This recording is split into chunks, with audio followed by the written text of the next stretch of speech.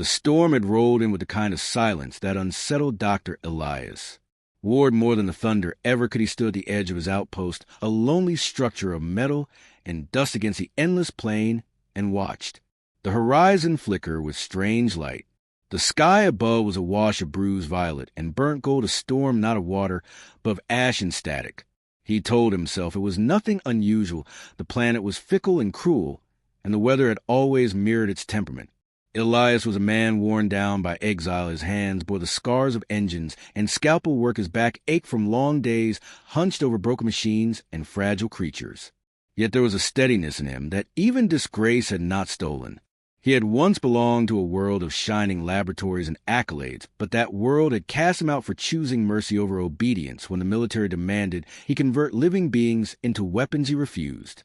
Now he lived on a fringe of known space, mending what was broken in machines, and cataloging the alien life that clung stubbornly to this barren soil.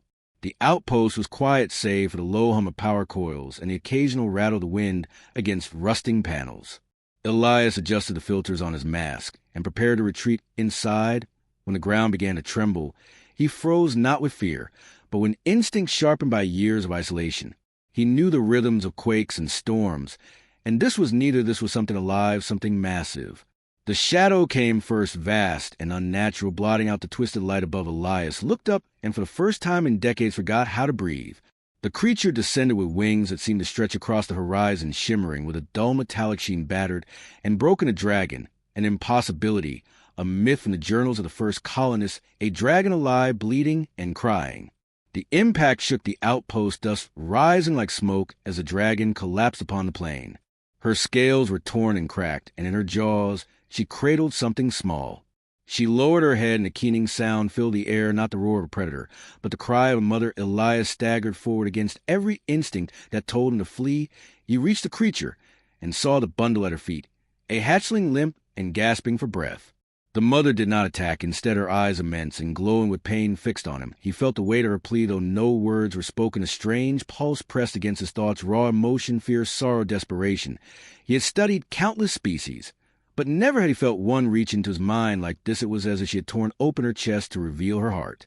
Elias knelt by the hatchling. His fingers hovered above the tiny scale form, blackened along the edges of breath, shallow rattling. He had seen such signs before, radiation poisoning from the mining drones that scarred the lands around him. His chest tightened. He did not need instruments to know this young one was slipping away. He looked up at the dragon mother. Her body trembled with fatigue, wings dragging across the dirt. She lowered her massive head until her snout nearly brushed the ground. Tears, bright and alien, streaked the ridges of her face. She trusted him. He, a human disgraced and forgotten. He, the one who should have been her enemy. The decision came without calculation. He could turn away and preserve his fragile peace, or he could act, and in doing so risk everything. The corporation would not tolerate him meddling with creatures they considered pests. If they discovered he had aided one, they would erase him without hesitation. Yet, as he pressed his hand gently against the hatchling's chest and felt the weak flutter of life, he knew he had no choice. The hatchling stirred faintly, a pitiful wheeze escaping his throat. Elias whispered, without thinking words meant more for himself than for the dragon, "I will help you, I swear it." The mother tilted her head, as if she understood her gaze, softening even in agony. For a moment the storm around them seemed to still, and the silence deepened into something sacred. Elias lifted the hatchling with care, its small body surprisingly light against his chest. He turned toward the outpost, the mother dragon's eyes following his every step. Her great form shifted painfully forward, each movement a struggle. But she stopped short, unwilling to risk crushing him or the young. She waited, trembling but unyielding, as if entrusting her very soul to the fragile hands of a human. Inside the outpost, the air was sharp with ozone and oil. Elias laid the hatchling upon his work table, clearing tools. With one sweep of his arm, the creature coughed a weak sound that cut deeper into him than any wound ever. Could he glance back through the doorway and saw the shadow of the mother dragon, hunched low, her body blocking the storm, as though shielding the fragile chamber with her own flesh. Elias drew a deep breath. His exile, his disgrace, his solitude, none of it mattered now. The universe had placed a life in his care, one that should not exist, and yet did, and he was the only barrier between that fragile life and oblivion. He set his jaw, his hand steady, though his heart thundered. "We will try, little one." He murmured, "A hatchling, we will fight this together." The mother's eyes glowed faintly from the doorway, and Elias felt that strange pulse once again in his thoughts. He did not understand the language, But he understood the meaning hope, fragile, desperate, unyielding hope. And as the storm raged outside and the dying young gasped for air, Elias Ward began what would become the most impossible battle of his life. Elias steadied his breath as he studied the fragile body before him. The hatchling's chest rose and fell in shallow, uneven gasps, its scales dulled to a sickly gray, where radiation had burned through delicate tissue. His instruments were crude by any medical standard, salvage from machines never intended for this kind of patient. Yet his hands moved with the calm precision of a man who had spent years improvising survival in a place where nothing was ever designed to last. The mother dragon crouched outside the open threshold, her head angled toward the chamber, her golden eyes, unblinking, followed his every motion. Her presence pressed on him like a storm contained in silence. He sensed her fear, but also her restraint. She could crush him with a single strike if she wished, but instead she weighted every ounce of her immense power coiled in trust. Elias injected a scan line into the hatchling's bloodstream, his modified nanites flickering to life on his screen. The readings confirmed his suspicion of radiation had burned through the lungs and was steadily poisoning the blood. The young one had hours. At most, if the toxins were not slowed, his heart clenched with the knowledge, yet he forced his mind to stay focused. He scavenged from his meager supplies a half vial of repair serum meant for damaged drones, a coil of oxygen tubing, a patch of insulation fiber. He spoke aloud as he worked, not because the mother could understand him, but because the sound of his own voice steadied him. The lungs are failing, he murmured. We buy time with oxygen, we filter blood with nanites, and we pray the body does the rest. The hatchling whimpered a pitiful rasp that echoed in the chamber. Elias placed the mass against the small snout and watched the first breaths pull through the tubing. The sound was uneven, but steadier than before. The mother's throat rumbled low, a sound between grief and hope. Elias glanced at her, and in that moment felt something brush across his mind, like a whisper. Without words, a surge of raw emotion threaded with gratitude and fear. He froze and breathed slowly as he realized the connection was not imagination. The dragon was projecting her feelings into him, crude and unrefined yet undeniable. It was not language, but resonance, a tide of meaning washing over him. He did not resist. Instead, he allowed the wave to settle within him, acknowledging it with a nod. Hours blurred into fragments. Elias bent over the table, adjusting tubes, recalibrating nanite. Doses flushing toxins as best the system allowed. Sweat ran into his eyes, his hands trembled, but he did not stop. Each small improvement in the hatchling's breathing pulled him forward. Each falter twisted his chest tighter. The mother remained motionless outside, her great wings folded her body, forming a barrier against the storm. Her gaze locked on her child through the narrow frame. At one point, Elias's concentration faltered as fatigue pressed hard. He looked down at the frail form before him and felt the weight of despair pressing like iron. His disgrace, his exile, his loneliness, all of it whispered that this was hopeless, that he was playing at miracles with nothing but scraps. But then the hatchling stirred its claws, twitching weakly against the surface of the table. Elias leaned close and whispered, "Not yet, little one, not while I have breath in me." The dragon outside responded with a shiver of light through her scales, and another pulse against his mind this time. He felt more than gratitude. He felt determination, a fierce vow not to surrender. Elias swallowed hard and returned to his work. The hours dragged until exhaustion blurred the edges of his vision, but slowly the tide began to shift. The hatchling's breast deepened slightly, the blackened edges of its scales softened to a faint shimmer. The heartbeat, though faint, pulsed with more rhythm. Elias allowed himself a single breath of relief. He turned to the doorway, meeting the mother's gaze. "He may live," he said softly, "but he is not safe yet." The dragon lowered her head until her snout nearly brushed the earth outside. Her body trembled, not from weakness alone, but from the strain of holding still for so long. Elias felt her pulse again in his mind. Gratitude mingled with fierce resolve. He realized she had not rested, not even closed her eyes. She had surrendered her very being into his hands and waited without falter. The moment was broken by a sudden shrill alarm from the console. Elias spun toward the display. A surge of power detection traced from the surrounding valley helix. Core scanners were sweeping the region. His stomach dropped. They had detected the energy of his improvised equipment and flagged it. He knew what came next: autonomous drones first, and soldiers if necessary.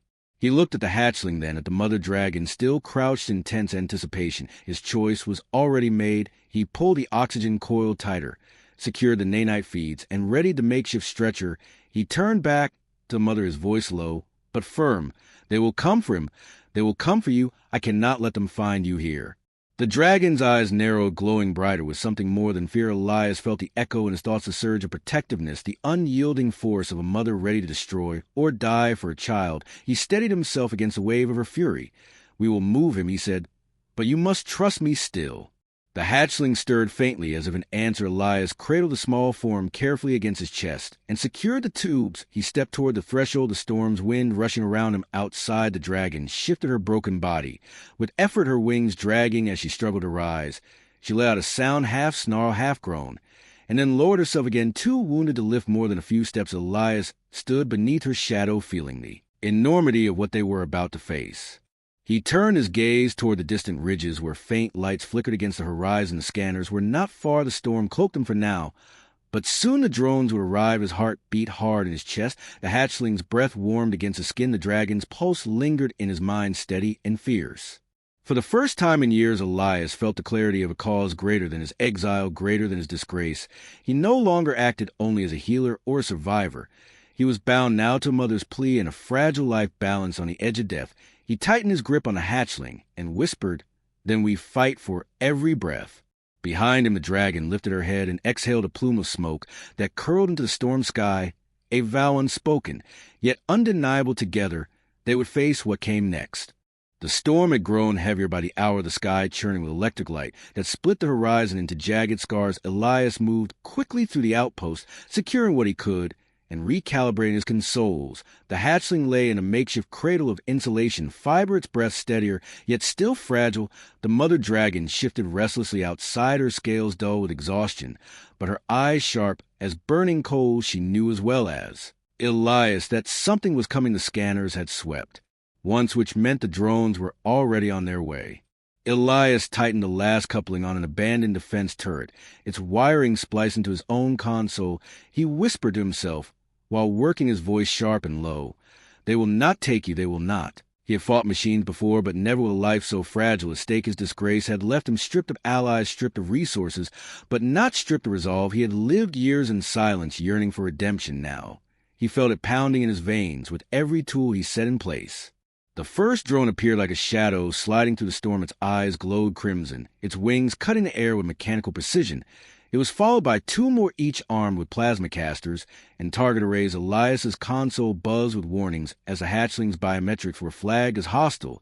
He clenched his jaw. They had come to erase what they did not understand. The mother dragon reared her head, a guttural growl rolling from her throat, her wings unfurled. Despite the pain, their torn membranes crackling with sparks of stormlight. She was a broken colossus. Yet even broken, she radiated a fury that dwarfed the machines. The drones circled, then descended, plasma charges primed. Elias acted first. He triggered the turret, and his barrel spat a stream of energy into the sky. The nearest drone split apart in a burst of sparks, and Ash the second swerved. But the mother dragon lunged her jaws, snapping with crack that split metal like bone. She tore from the air and cast the wreckage into the storm. The third descended, firing beams that scorched the ground inches from the hatchling's cradle. Elias sprinted across the chamber, slammed his hand against the override, and redirected the power coils. The outpost itself shuddered as an improvised pulse fired upward, frying the drone's circuits. It crashed into the dust, smoking. For a breathless instant, silence hung heavy, only the sound of the hatchling's weak whimper breaking it. Elias pressed his palm against his chest, his lungs burning from the effort. The mother dragon turned her gaze toward him, and he felt the surge of her emotions again, raw and unguarded gratitude, yes, but also warning. This was only the beginning. Elias knew she was right. He leaned against the console, scanning the horizon. The drones had been scouts the real force would follow, and Helix Corps did not dispatch lightly when they discovered a living dragon and a human shielding it. They would not relent. They would bring fire and steel and would burn the land to glass if it meant removing the threat. He looked down at the hatchling, its small chest fluttered with life, clinging stubbornly against every strike of fate. He touched its scales gently and whispered, "I cannot abandon you, not now." His voice trembled not from doubt, but from conviction so fierce it cut through his fatigue. He turned back to the dragon and met her eyes. "We will stand together." The mother's head lowered close enough that her breath swept across him hot, and Rag, her mind pressed against his again, stronger this time, a flood of determination, and something else, a trust so profound it ached in his chest. He realized with sudden clarity that she had chosen him not by chance, but by some instinct older than words. She had seen in what the universe had tried to bury a man who still believed life was worth saving even when all others had surrendered to cruelty. The storm deepened, lightning tearing the sky in sheets. Elias felt the earth tremble as heavier signatures appeared on his console. Helix Corps had dispatched Mets bipedal machines with armor thick enough to deflect drag on fire. He remembered them from before his exile, merciless walking fortresses, piloted by those who had forgotten the meaning of mercy. The hatchling stirred its claws, twitching faintly against the cradle. Elias's hands shook as he tightened the straps on his chest plate and armed Elias's crude minds, his voice low. He spoke to young one, though it could not understand. You will live to see skies untouched by smoke. You will live because she fought for you and because I will not stand aside again. The mother dragon shifted her stance. Her body crouched, low wings half spread. Her wounds bled freely, yet her gaze was locked on the horizon. Elias could feel her pulse through the storm, their bond raw and unyielding. They were two creatures broken in different ways, yet bound now by a single promise: the child must live. The first mech broke through the storm, its silhouette towering, its eyes glowing with mechanical malice. Its weapons hummed as energy built within its cannons. Elias exhaled one steady and clear. Then he met the dragon's gaze and nodded. She answered with a thunderous roar that split the storm and shook the earth. Together they moved, man and dragon outcast, amid standing at the threshold of ruin, and promised the mechs advanced. And Elias felt no fear, only a fire he had thought long extinguished. He whispered himself as the storm lit the world in white. Then let them come. The hatchling stirred again, its breath catching in a fragile rhythm, as if answering the vow. The storm raged, and the horizon burned with the glow of advancing enemies. The battle was not yet upon them, but Elias knew when it came he would not stand alone. The storm split the night with white fire as the first mech advanced through the dust, its colossal frame blotting out the horizon. Elias stood at the threshold of the outpost, his hand steady on the console that linked every trap he had built in secret. Wires hummed beneath, the earth coils thrummed with stolen energy. Each piece, scavenged over years of exile, meant once for survival, now sharpened for defiance. The hatchling stirred in its cradlets, breath shallow but holding the mother dragon. Crouched low, her body trembling with strain, yet her gaze unflinching. She was no longer only a wounded beast. She was a sentinel and her unlikely ally. The mech raised its cannon, a glow of lethal promise swelling within its core. Elias triggered the first charge. A mine detonated beneath its foot, sending shockwaves to the ground. A giant staggered, smoke rising from its joints, and before it could recover, the dragon lunged. A roar thundered through the storm, and she unleashed a torrent of fire, searing across the machines. Arm of the mech reeled, sparks bursting from its plates. Elias pressed the advantage. Firing the turret he had rewired, the blast struck the weakened joint, and the machine toppled, shattering into the dust. More emerged from the storm, each one marching with mechanical certainty. Their lights burned like the eyes of predators, unfeeling, and absolute. Elias's chest pounded, but his mind sharpened. The years of disgrace, the long exile, the hollow days, had all led to this moment, a cause to fight for a life worth protecting. The hatchling whimpered softly, and his heart clenched fiercer than fear. He whispered, "Hold on, little one," and set another charge. The second mech advanced faster than the first, its cannon spitting beams of plasma that scorched the outpost walls. Elias darted across the chamber, slamming his palm against the override. A pulse of electromagnetic force rippled outward, shorting one of the mechs. Weapons, the mother dragon pounced, claws tearing through metal. She screamed with pain as shards cut into her flesh, yet she fought on unyielding. Every strike of hers echoed in Elias's chest, as if their bond had braided their resolve into one. The hatchling coughed a frail cry that pierced the chaos. Elias's head snapped toward, his breath caught the fragile body, convulsed once before settling back into shallow rhythm. The reminder of what they fought for burned away hesitation. He sprinted to the reactor core and primed the fail-safe. His outpost could become a weapon. If nothing else remained, the thought chilled him, but the decision was already carved in his heart. The third mech loomed closer, larger and more heavily armed. Elias positioned himself between it, and the hatchling, the dragon, struggled to rise her strength, waning, her scales blackened by plasma burns.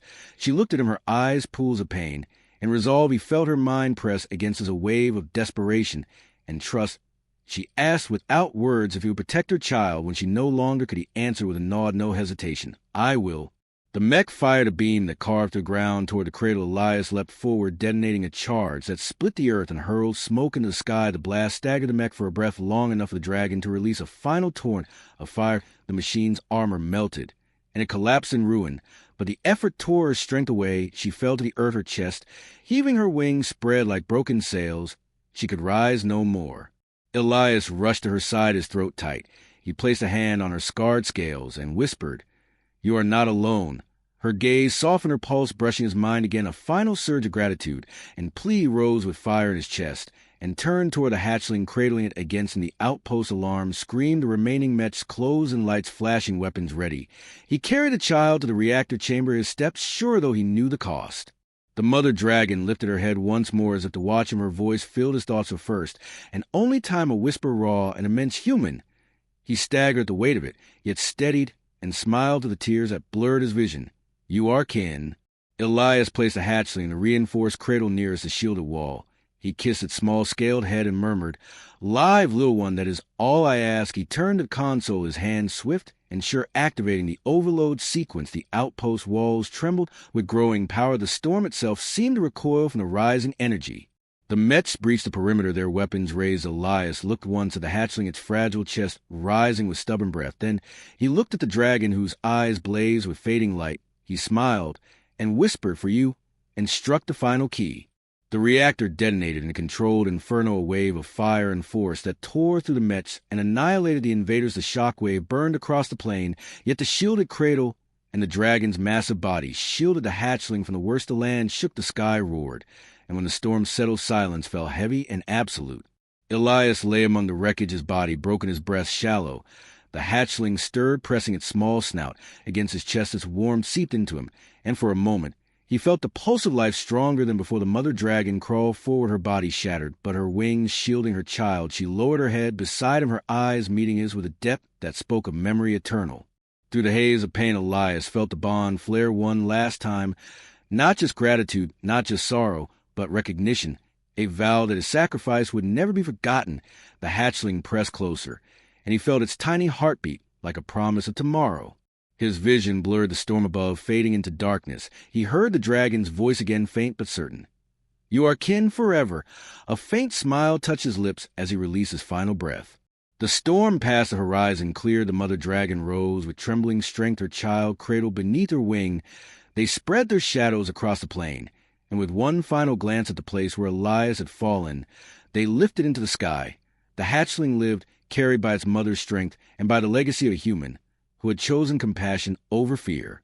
And as they vanished into the storm-lit heavens, the silence of the plain was not emptiness, but remembered the man had given everything for a life not his own, and in doing so had become eternal.